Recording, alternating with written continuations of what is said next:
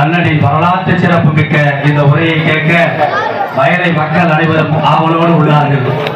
உங்களின் உரையை சீரும் சிறப்புமாக சீரி துவங்குங்கள். நன்றி நன்றி தம்பி.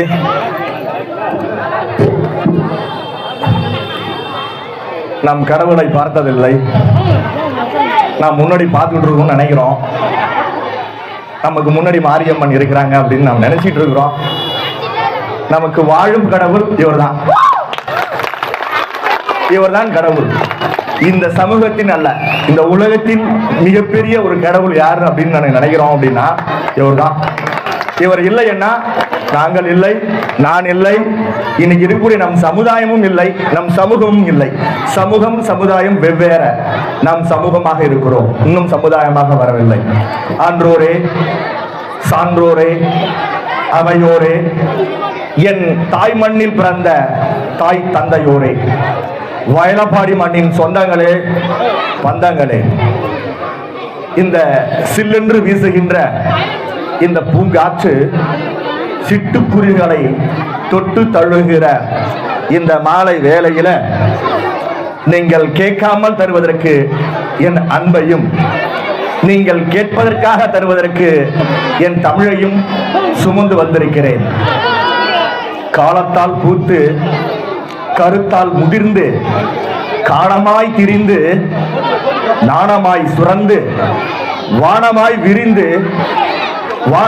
விரிந்து உயர்ந்த சிந்தனை கொண்ட உலகின் மிக சிறந்த ஒப்பற்ற அறிவாளி டாக்டர் பீமாராவ் ராம்ஜி அம்பேத்கர் அவர்களினுடைய 135வது பிறந்த நாள் விழாவிலே நான் உரையாற்றுவதற்கு எனக்கு வாழ்வளித்த இந்த மண்ணினுடைய மைந்தர்களுக்கு எனது மனமார்ந்த நன்றி. முதலில் உரையாற்றுகின்ற போது ஆயிரம் மழை மேகங்கள் ஒன்று கூடி மழையாய் வருகிற போது இந்த மண் எப்படி மகிழ்ச்சி அடையுமோ, ஆயிரம் மேகங்கள் ஒன்று கூடி மழையாய் பெய்கிற போது இந்த மண் எப்படி மகிழ்ச்சி அடையுமோ, அப்படித்தான் உங்கள் முன் உரையாற்றுகின்ற போது என் மனதிற்குள் மழைதூறல் வருவது போல ஒரு நகை கடைக்குள் நிறுத்தப்பட்ட பெண் மாதிரி நிற்கிறேன். கவனம் பாருங்க, நகை கடைக்குள் நிறுத்தப்பட்ட ஒரு பெண் மாதிரி நிற்கிறேன் உங்கள் முன். எதை எடுப்பது, எதை தொடுப்பது, எதை விடுவது என்று திகைப்புடன் நிற்கிறேன். எதை பற்றி பேசுவது, எதை விடுவது, ரொம்ப திகைப்பாக இருக்கிறது உங்கள் முன். உங்களின் ஆசியோடு அனைவரையும் வணங்கி, அவையோரையும் வணங்கி, என்னுடைய முன்னோரையும் வணங்கி, என்னுடைய வழிகாட்டிகளையும் வணங்கி, என்னுடைய தோழமைகளையும், என்னுடைய நட்புகளையும், என்னுடைய உறவுகளையும் எல்லோரையும் வணங்கி, நாம் எல்லாம் நினைக்கின்ற இந்த மாரியம்மனையும் வணங்கி, என்னுடைய குல தெய்வமாகிய அம்பேத்கர் அவர்களையும் வணங்கி என் உரையை தொடங்குகிறேன்.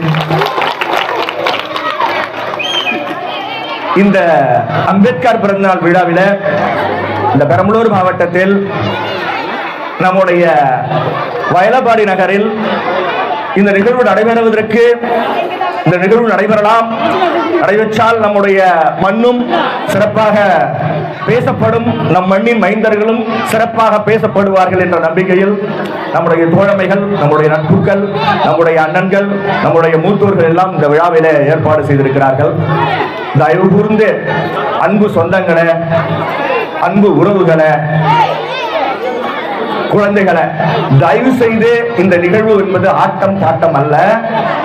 இது ஆட்டத்திற்காகவும் பாட்டத்திற்காகவும் உருவாக்கப்பட்ட நிகழ்வு கிடையாது. இந்த நிகழ்வு என்பது எதற்காக என்று சொன்னால், நம்முடைய அறிவுக்கான ஒரு நிகழ்வு. நம்முடைய அறிவு தந்தை, உலகமே போற்றக்கூடிய அந்த அறிவு தந்தை, சிற்பி, மாமேதை, பொருளாதாரத்தில் மிகப்பெரிய ஒரு பட்டமெல்லாம் பெற்ற அவர்களுடைய பிறந்த நாள் விழாவிற்கு நாம் அந்த அறிவை நம் மக்களோடு பகிர்ந்து கொள்ள விருப்பப்பட்டிருக்கிறோம். ஆகவே சில நேரங்களில் இந்த மாதிரியான ஒரு உபகரணங்களையும் பயன்படுத்துகிறோம். நடனமும் தயவு செய்து கொஞ்சம் கேளுங்க, நம்ம பெற்றோர்கள்லாம் கேளுங்க. எப்படி நம்ம அண்ணன் வாசிச்சார் இல்லையா, சிறப்பு விருந்தினர் வாசிச்சாரு, சில பேருக்கு அது எப்படி இருந்திருக்கும் அப்படின்னா ரொம்ப கஷ்டமா இருந்திருக்கும்.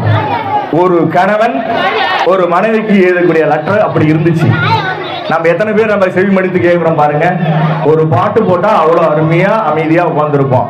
பேசுவதற்கு நாக்கு ரொம்ப கஷ்டமா இருக்கும். அதை நம்ம காதுல வாங்குவோம். ஆனா நம்ம பாருங்க, இப்ப கோயம்பேடு மார்க்கெட்ல இருக்கிற மாதிரி அப்படியே ஒரு சலசலப்பு ஒரு ஏன் என்று சொன்னால் நம்ம கருத்து நம்ம காது உள்ளே போறதுக்கு ரொம்ப கஷ்டமா இருக்கும். கருத்து உள்வாங்கினால் நம் பிள்ளைகளும் வரலாற்று சிற்பிகளாக வருவார்கள். வருங்காலத்தினுடைய சிற்பியாக வருவதற்கு நம் பெற்றோர் தான் மிக முக்கியமே. ஆகவே அனைத்து பெற்றோர்களும் உங்களுடைய காலில் விழுந்து, உங்களுடைய பொன்னான பாதங்களில் விழுந்து நான் கேட்டுக்கொள்கிறேன், செவிகளை மடுங்கள், செவிகளை பொத்தாதீர்கள். தயவு செய்து கேளுங்கம்மா. அம்மா, வருங்காலத்தினுடைய தூண்களை, வருங்காலத்தினுடைய குத்து விளக்குகளை, வருங்காலத்தினுடைய குழந்தைகளை கொஞ்சம் கவனிங்க. புரட்சியாளருடைய பார்வையில் கல்வி நம்மளுடைய மிகப்பெரிய ஆயுதம் எது என்று சொன்னால் கத்தி, வாள் அல்ல, கடப்பாறை அல்ல, கல்விதான் மிகப்பெரிய நம்முடைய ஆயுதம். இந்த ஒரு ஆயுதத்தை வைத்துக் கொண்டு எவ்வளவு தூரம் வேணாலும் பயணிக்கலாம். நமக்கு எந்த ஒரு பிரச்சனையும் வராது. அந்த ஒரு பார்வையில் நான் உங்களுடன் உரையாற்ற வந்திருக்கிறேன். புரட்சியாளருடைய பார்வையில் கல்வி. அம்பேத்கர் கல்வி பயணம் தொடக்கப்பள்ளி முதல் முனைவர் பட்டம் வரை விரிவாக இருந்தது. அவருடைய படிப்பு எவ்வளவு கஷ்டம் இருந்திருக்கும் பாருங்க. இன்னைக்கு நம்ம படிப்பதற்கெல்லாம் ஃப்ரீயா படிக்கிறோம். பள்ளிக்கூடத்துக்கு போகும்போதுலாம் நமக்கு கவர்மெண்ட் அனைத்துமே தருது. பேனா, பென்சில், பை, சைக்கிள், லேப்டாப் அனைத்துமே தர்றாங்க. எந்த வசதிகளுமே தராத ஒரு காலகட்டத்தில் ஒரு தாழ்த்தப்பட்ட ஒரு குடும்பத்தில் பிறந்த ஒரு மனிதர் பல நாடுகளில் சென்று ஒரு முனைவர் பட்டம் எல்லாம் பெற்றிருக்கிறார். சாதாரண பட்டம் பெறுவது என்பது மிகப்பெரிய கஷ்டமா? நம்ம எல்லாம் முதல் தலைமுறை பட்டதாரிகள். நமக்கே பாருங்க, நம்ம ஊர்ல எத்தனை பேர் முதல் தலைமுறை பட்டதாரிகள் பார்த்திருப்போம். நாங்கள் எல்லாம் முதல் தலைமுறை பட்டதாரிகள் தான். எங்க குடும்பத்தில் அப்படியே பரம்பரையா யாரும் படிக்கல. நல்லா யோசனை பண்ணுங்க. ஒரு 21ஆம் நூற்றாண்டிலே ஒரு படிப்பதற்கு இன்னைக்கு இவ்வளவு கஷ்டமா இருக்கும் போது அவர் அந்த காலகட்டத்தில் எப்படியெல்லாம் கல்வி நிலையங்களை கடந்து சென்றிருப்பார். உயர் ஜாதி அந்த வார்த்தையை எடுக்காம இருக்க முடியாது. அந்த வார்த்தையை பேசாம கடந்து போக முடியாது. ஜாதி அப்படின்ற வார்த்தையை கடந்து, அந்த வார்த்தையை சொல்லாம கடந்து போக முடியாது. நாம் எல்லாம் அந்த சூழ்நிலையில் இன்னைக்கு நல்லபடியா கொஞ்சம் வந்திருக்கோம், நல்லபடியா இருக்கோம். அந்த நிலைக்கெல்லாம் காரணம் கடவுள் தான். இந்த கடவுள் அல்ல, இவர் தான். இந்த கடவுள் தான். இன்னைக்கு நாம கும்பிடுறோம். இந்த உரிமையே ஒரு காலத்தில் மறுக்கப்பட்டது. இந்த உரிமையும் ஒரு காலத்தில் மறுக்கப்பட்டது. இப்ப நாம் பேசுறோம், இந்த உரிமையே ஒரு காலத்தில் மறுக்கப்பட்டது. நம்ம கூடி இருக்கிறோம், இந்த உரிமையே ஒரு காலத்தில் மறுக்கப்பட்டது. எல்லா உரிமைகளையும் வாங்கி விட்டாரு. நமக்கு என்ன தெரியும்? டிவி பார்த்துட்டு இருக்கிறோம். நீங்க டிவி கூட எப்படி இந்த கலாச்சாரம் எல்லாம் யாரால் இங்க உருவாக்கப்பட்டது, எதனால் நம்ம இந்த மாதிரி எல்லாம் இருக்கிறோம் அப்படின்றத சிந்தனை பண்ணி பார்த்தால் எங்களுடைய கடவுள் தான், இவர் தான் எல்லாத்துக்கும் காரணமா இருப்பார். அப்படிப்பட்ட கஷ்டப்பட்டு பல நாடுகளில் முனைவர் பட்டங்கள் எல்லாம் பெற்று வந்த அந்த டாக்டர் பீமாராவ் ராம்ஜி புரட்சியாளர், அவர் பெயரிலே ஒரு நெருப்பு இருக்கும். அந்த புரட்சியாளர் என்று சொன்னால் இந்த வெயில்லாம் அப்படியே வெளியே வரும். அந்த அளவுக்கு ஒரு மிகப்பெரிய, எனக்கு தெரிந்த வரை மிகப்பெரிய உலகத்தில் மிகப்பெரிய ஒரு புரட்சியாளர் என்று சொன்னால் அண்ணல் அம்பேத்கரை தவிர நான் வேற யாரையும் சுட்டி காட்டுவதற்கு ரொம்ப கஷ்டப்படுவேன். வேற யாரும் இருக்கிறது வாய்ப்பே கிடையாது. அந்த அளவுக்கு மிகப்பெரிய ஒரு புரட்சி. ஒரு தாழ்த்தப்பட்ட குடும்பத்தில் பிறந்து இன்னைக்கு ஒரு ஒடுக்கப்பட்ட சமுதாயத்தில் பிறந்த அனைவருக்கும் ஒரு குலவிலக்காக விளங்கி கொண்டிருக்கக்கூடிய அவர் அப்படியெல்லாம் கஷ்டப்பட்டு படிச்சாரு. எவ்வளவு இன்னல்களுக்கு இடையே இவர் கற்றார் என்பது அதிசயமா இருக்கு. ஏன்னா இன்னைக்கு எல்லாம் பள்ளிக்கூடம் போறதே ரொம்ப கஷ்டம். நாங்கள் படிக்கின்ற போது அந்த ஓய்வு தாய்கள் இருக்கும். அப்ப அவர் படிக்கின்ற போது உட்கார்ந்து கூட இடம் வரமாட்டான். அந்த கரும்பலகை கூட கிட்ட போக முடியாது, உட்கார முடியாது, பெஞ்சில் உட்கார முடியாது. அப்படிப்பட்ட ஒரு காலகட்டத்தில் அவர் படித்திருக்கிறார். நாம எல்லாம் நல்லதான் இருக்கிறோம். நம்ம எல்லாம் இன்னைக்கு நல்லா தான் இருக்கிறோம். ஏன் படிக்க மாட்டேன்றோம்? இன்னைக்கு இருக்கக்கூடிய கல்வி முறைகள்ல நம்ம எத்தனை பேர் பெற்றோர்கள் நம்ம புள்ள படிக்கதான் பாக்குறோம்? அதெல்லாம் தெரியல. நம்ம புள்ள படிக்கலையா? அவர் சொன்னார்ல, ஒரு லெட்டர்ல சொல்றாரு, ஒழுக்கமா வளங்க, நல்ல ட்ரெஸ் பண்ண சொல்லுங்க, நல்ல படிக்க சொல்லுங்க, இரவு நேரத்தில் படிக்க சொல்லுங்க, ஆட்டம் பாட்டம் அல்ல, விளையாட்டுலாம் கிடையாது, படிக்க சொல்லுங்கன்னு ஒரு லெட்டர் எழுதுறாரு அந்த காலகட்டத்திலே. அப்பெல்லாம் பாத்துங்க எப்படி எல்லாம் தன்னுடைய மனைவிக்கு, தன்னுடைய பிள்ளைய, குடும்பத்தினுடைய குத்துவிலக்கு பெண்கள். அப்ப அந்த பெண்ணானவள் எப்படிலாம் இருக்கும் நினைக்கிறார் பாருங்க. தன்னுடைய மனைவி ஒழுங்காக தன்னுடைய பிள்ளையை வளர்த்தால் மட்டுமே அந்த பிள்ளைய வாழ்வில் ஒளி விளக்காக திகழும் அப்படின்றத அவர் முடிவு பண்றார். பண்றாரு தெரியுங்களா? இப்ப நீங்க எல்லாம் தயவு செய்து நான் ஏதோ சின்னோடு பையன் ஏதோ சொல்றேன்னு கோவப்படாதீங்க, வருத்தப்படாதீங்க சரிங்களா? ஏதோ திட்டுறதா இருந்தா நான் கீழே வந்து பிறகு திட்டுங்க தயவு செய்து. ஏன்னா நம்ம தான் வருங்காலத்தை உருவாக்கக்கூடியவர்கள். வருங்காலம் உங்க கையில் இருக்கிறது, வேற யாரையும் நம்ப வேண்டிய அவசியம் இல்லை. ஆகவே இவ்வளவு இன்னல்களுக்கிடையே அதிசயமாக படித்தவர் அவர். உரிமைகள் மறுக்கப்பட்ட காலத்திலேயே இவர் இவ்வளவு பெரிய உயர்ந்த நிலைக்கு சென்றார் என்றால் மிகப்பெரிய வியப்பாக இருக்கிறது. ஜாதி இந்துக்கள் இவரை படிக்க விட மாட்டான். இன்னைக்கே சரி, நீங்க ஸ்கூல்ல போய் நீ வாத்தியாரா ஆனாலும் சரி, நீங்க வேலைக்கு போய் ஒரு இடத்துல இருந்தாலும் சரி, அந்த நம்மளுடைய ஏற்றத்தாழ்வுகள் அந்த கூட்டம் எப்போதுமே இருந்துகிட்டே இருக்கும். அந்த மாதிரியான பிரச்சனைகள் இன்றைக்கு கல்வி நிலையங்களிலும் இருக்கிறது, வேலை செய்கின்ற இடங்களிலும் இருக்கிறது. அவ்வளவு பெரிய ஒரு சூழ்நிலை இருக்கிறது என்பதை நாம் தெரிந்து கொள்கிறோம். ஆனால் அந்த காலகட்டத்தில் அவர் படித்திருக்கிறார் என்று சொன்னால் மிகப்பெரிய வியப்பாக இருக்கிறது.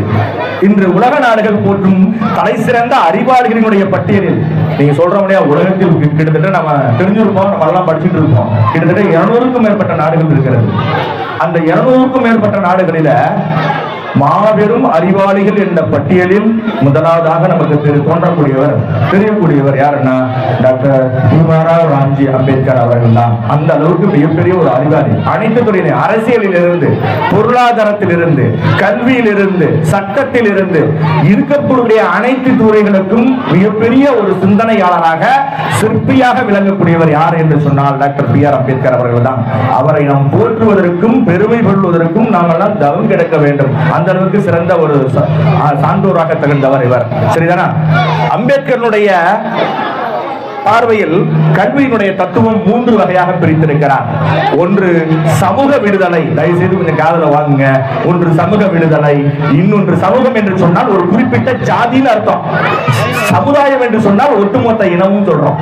ஒரு சமூகம் என்பது ஒரு குறிப்பிட்ட சாதியை குறிப்பிடுவது. சரிதானா? சமூக விடுதலை, மற்றொன்று சமத்துவம், ஈக்குவாலிட்டி, இன்னொன்று சுயமரியாதை. இந்த 3 தான் அவர் சொல்லுகின்ற தத்துவம் சொல்றாரு. சமூக விடுதலை, சமத்துவம், சுயமரியாதை ஆகியவற்றை மையமாக கொண்டுதான் அவரது கல்வி தத்துவம். சமூகத்தில் உள்ள ஏற்றத்தாழ்வுகளை போக்க கல்வி அனைவருக்கும் கிடைக்க வேண்டும் என்றும். நல்லா கவனமா கவனிக்கணுமா?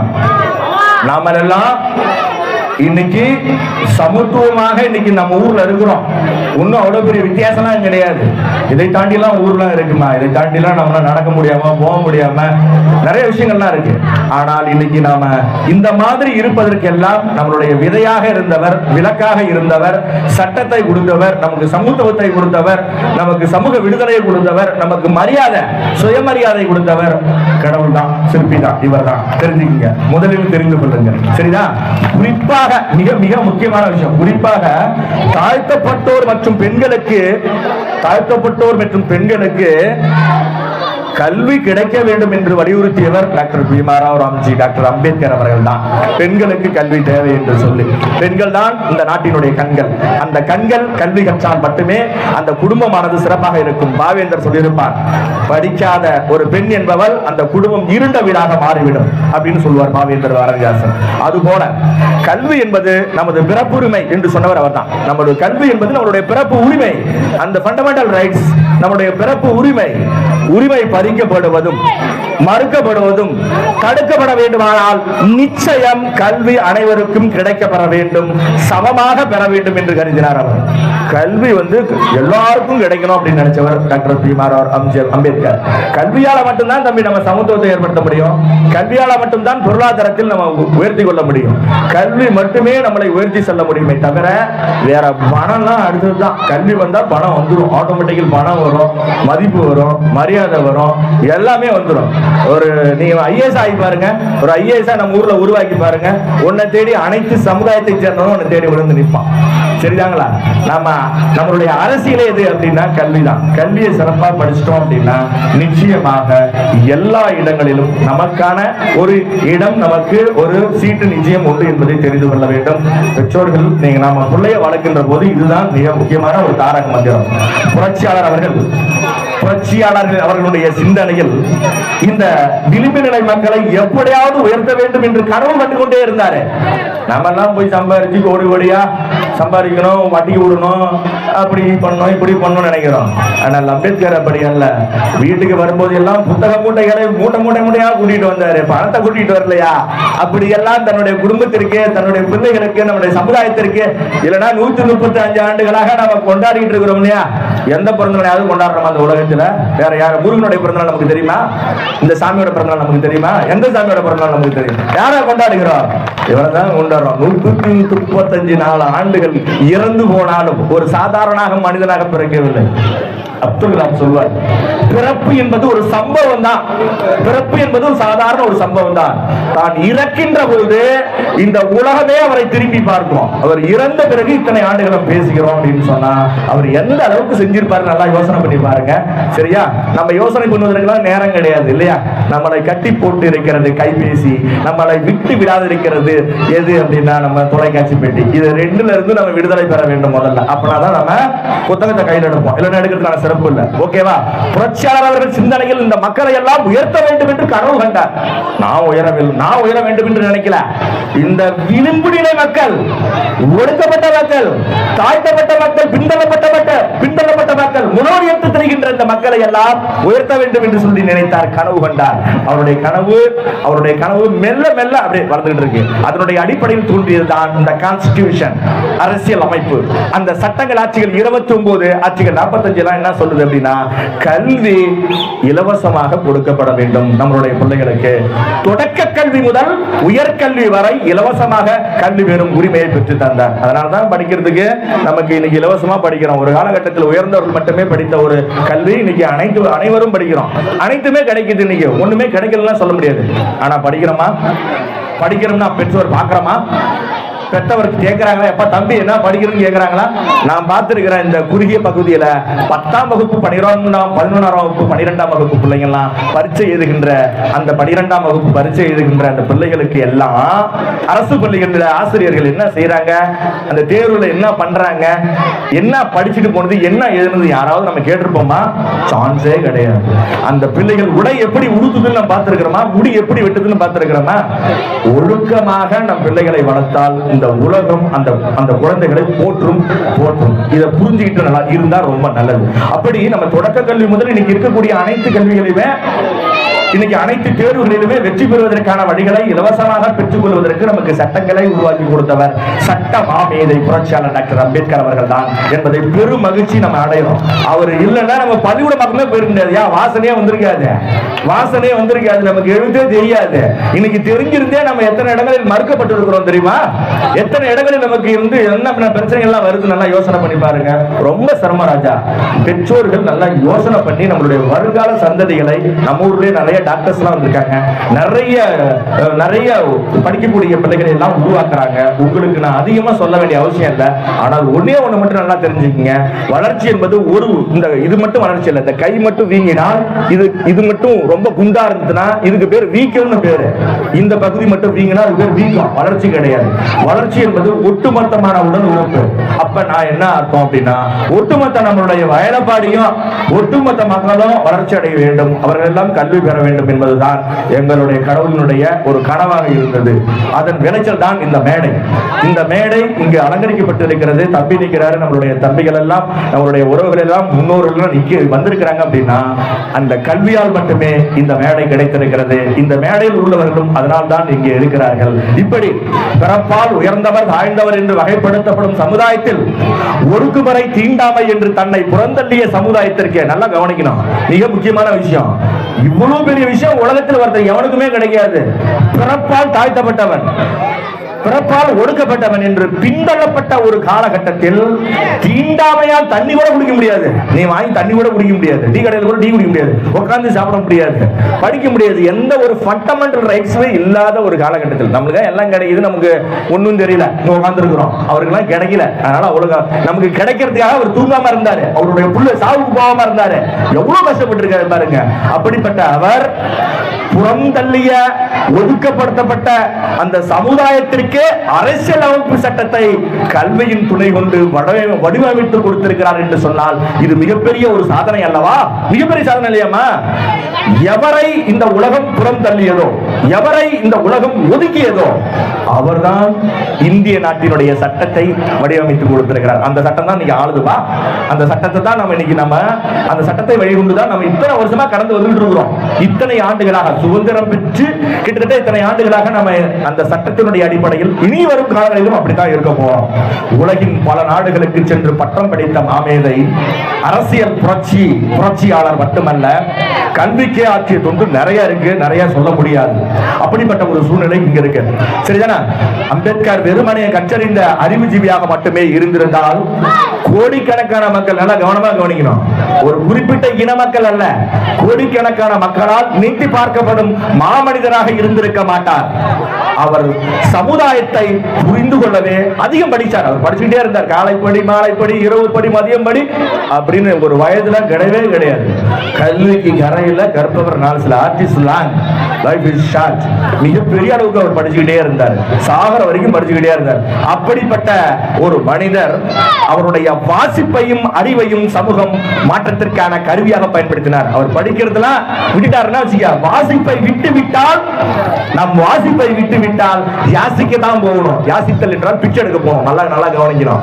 வாசிப்பு நீங்கின் யாசிப்பு நம் கையை தேடி வந்துவிடும். ஆகவே வாசிப்பு திறனை நம் ஊரினுடைய சொந்தங்கள், நம்ம பிள்ளைகளுக்கு வாசிப்பு திறனை உருவாக்கி கொடுப்பதற்கு தயவு செய்து முன்னு வாருங்க. வாசிக்க சொல்லுங்க, பிள்ளைங்க படிக்க சொல்லுங்க. பள்ளிக்கூடத்துக்கு போறா படிக்கிறான்னு கேளுங்க, படிக்க வைங்க. தயவு செய்து அதை செய்யுங்க. சரிதானே? அப்படி செய்யுங்க, செய்தால் நல்லா இருக்கும். அப்படிப்பட்ட அவர் அடர்ந்த காட்டில் வாழ்கின்ற விலங்குகள் யானை செல்லக்கூடிய பாதையை அதனுடைய அடியொற்றி மற்ற விலங்குகள் தான் செல்லும். ஏன் தெரியுமா? யானை மிக வலிமையான விலங்கு. அந்த வலிமையான விலங்கு சென்றால் மற்ற விலங்குலாம் போலான்னு. அது போலத்தான் எங்களுடைய கடவுளாக விளங்கக்கூடிய புரட்சியாளர் அம்பேத்கருடைய பாதையை நாங்கள் பின்பற்றி சென்றால், நாம் பின்பற்றி சென்றால் எப்படி இருக்கும் அப்படின்னா, இந்த சமூகம் மிகப்பெரிய ஒரு இடத்திற்கு சென்றுவிடும். நம்முடைய உழைப்பு மிகப்பெரிய அளவிற்கு சென்றுவிடும். நம் வருங்காலத்தினுடைய மிகப்பெரிய மனிதர்களாக மாறிவிடலாம் என்று அவர் கருதுகிறார். அவர் கல்வி பற்றிய ஒரு சிந்தனை பாருங்க. எத்தனையோ பேர் சொல்லியிருக்கிறாங்க. நிறைய நம்ம அவங்க செவி மடுப்பதற்கு சில சமயங்கள் நமக்கு இருக்க மாட்டான். சில பேர் சொல்லியிருக்கக்கூடிய விஷயங்களை காதல வாங்குங்க. வள்ளுவன் சொல்லியிருக்கிறார், ஒரு மகிழ் தான் கற்ற கல்வி எழுமொழியும் ஏமாப்பு உடைத்து. ஒருவன் படித்த படிப்பு 7 பிறவிக்கு பின்னாடி வருமா, உதவுமா, அப்படி இன்னும் வள்ளுவர் சொல்றாரு. அதுவே ஒரு பாண்டிய மன்னன் சொல்றான்.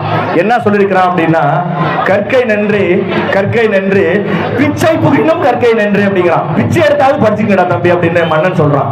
சாதாரண ஒரு உழைப்பாளர் இல்ல, ஒரு அரசனே சொல்றான், பிச்சை எடுத்தாவது படிச்சுக்கீங்க, உங்களுடைய வாழ்க்கைக்கு அது உதவும் அப்படின்னு சொல்றான். சரிதானே? அதே பேர் அவையாரும் சொல்லுகிறார், நம்முடைய இளமையில் சின்ன வயசுல படிச்சீங்க ராஜா, ஆட்டம் பாட்டலாம் அப்புறம் தான், டிவி பார்க்கறதுலாம் அப்புறம் தான், இளமையிலே படிக்கணும் அப்படின்னு சொல்றாரு. கல்வி கற்றவரே கண்ணுடையவர்கள் என்று குறிப்பிடுகிறார்கள். கல்வி இல்லாதவர்கள் கலர் நிலம்னா பெண்ணடிச்ச நிலம் கிடையாது. கலர் நிலம் என்று சொன்னால் அந்த நிலத்தில் எதுவுமே விளையாது என்று பாவேந்தர் கூறுகிறார். இப்படி கல்வி என்பது ஆண் பெண் இருவருக்கும் பொதுவாக வைப்போம் என்று பெரியாரும் பாரதியும் குறிப்பிடுகிறார்கள். பொதுவா வைக்கணும். ஒரு வீட்டுல ஒரு பையனை மெட்ரிகுலேஷன்ல படிக்க வைப்பாங்க, பொண்ணை கவர்மெண்ட் ஸ்கூல்ல படிக்க வைப்பாங்க. இது முக்கியம் அல்ல. ரெண்டு பேருமே ஈக்குவலா படிக்க வைக்கணும். இந்த ரெண்டு, நம்ம ஊர்ல பார்த்துருப்போம், டாக்டர்ஸ் எல்லாம் பெண் பிள்ளைகள் எல்லாம் வந்திருக்கிறாங்க. நம்ம ஊருக்கு அது சொல்ல வேண்டிய அவசியம் கிடையாது. அந்த அளவுக்கு சிறந்த ஒரு மனப்பான்மை உடையவர்கள் நம்ம ஊர்ல இருக்கிறாங்க. ஆகவே வளருகின்ற சந்ததிகள், வளரும் சந்ததிகள் நம் பிள்ளைகளை எப்படி படிக்கணும், ஆண் பெண் பார்க்காமல் அனைவரையும் படிக்க வைக்க வேண்டும் என்று நம் முன்னோர்கள் சொல்லியிருக்கிறாங்க. அதை பாருங்க. கல்வியால் மட்டுமே இந்த சமுதாயத்தால் அங்கீகரிக்கப்படுவாய், நீ அலங்கரிக்கப்படுவாய் என்பது உணர்ந்து கொள்ள வேண்டும். கல்வியால் மட்டுமே இந்த சமுதாயம் உன்னை அங்கீகரிக்குமே தவிர வேற எதாலையும் பணத்தால் அங்கீகரிக்க முடியாது. கல்வி மட்டும்தான் உன்னை அங்கீகரிக்கும் என்று குறிப்பிடுகிறார்கள் மாபெரும் சான்றோர்கள் எல்லாம். புரட்சியாளருடைய பார்வையில் கடைசியாக ஒரு சில நிமிடங்கள் உங்களிடம், புரட்சியாளருடைய பார்வையில் கல்வி என்ன அப்படின்னு அவர் சொல்லிருக்கிறான்னு பாருங்க. நாம எல்லாம் உண்ணுவதற்கு மட்டுமல்ல, நல்லா காதுல வாங்க, சாப்பாடுலாம் எங்கேயும் போயிடாது. 9 மணிக்கு சாப்பாடு கிடைக்கும். வீட்டுல எல்லாரும் தயவு செய்து காணுங்க. இந்த சோத்துக்காக ஆடுகிற கூட்டம் நமக்கு கூட்டணும் தயவு செய்து போச்சுக்காதீங்க. சோறுலாம் கிடைக்கும் வீட்டுல இருக்கு, வாங்க கவனிங்க. உண்மையான கல்வி நம்மை பயமுறுத்துவதற்கு பதிலாக உண்மையான படிப்பு எது தெரியுமா?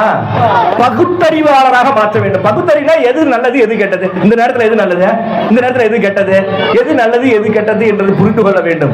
அதுதான் உண்மையான கல்விங்கிறாங்க. நல்ல தயவு செய்து காதுல வாங்குங்க. உங்களிடம் நல்ல ஒரு சின்ன ஒரு கதை பாருங்க. உங்களிடம் 2 ரூபாய் இருந்தால் என்ன செய்வோம்? 2 ரூபாய் இருந்துச்சுன்னா நம்ம மட்டுமே வச்சிருப்போம், நம்ம மட்டுமே திப்போம். ஆனா இவர் என்ன செஞ்சிருக்காரு பாருங்க. உங்களிடம் 2 ரூபாய் இருந்தால் 1 ரூபாயை உணவுக்கும் 1 ரூபாயை புத்தகத்திற்கும் எடுத்துக் கொள்ளுங்கள். 1 ரூபாய் உணவு 1 ரூபாய் புத்தகம் வாங்குங்க. சரியா? ஏனென்றால் உணவு உங்களை வாழ உதவும். தேவை சாப்பிடணும், இல்லைன்னா செத்து போயிடும். உணவு உங்களை வாழ வைக்கிறதுக்கு உதவும். இன்னொன்று, ஆனால் எப்படி வாழ வேண்டும் என்பதை எது தீர்மானிக்கிறது என்று சொன்னால் புத்தகத்தை வாங்கினீங்கன்னா எப்படிலாம் வாழலாம், இப்படிலாம் வாழணும். இன்னைக்கெல்லாம் இங்க பேசுறோம், இன்னைக்கு இந்த உலக நாடுகளே நாளைக்கு கொண்டாட போகுது அப்படின்னா, உலக நாடே கொண்டாடுதுன்னா எங்க இவர் சும்மா எங்கேயாவது சோறு வாங்கிட்டு இருந்தாரா, உண்டை கட்டி வாங்கினாரா? இல்ல, படித்ததால் மட்டும்தான் இன்னைக்கு இவங்க நிற்கிறாரு.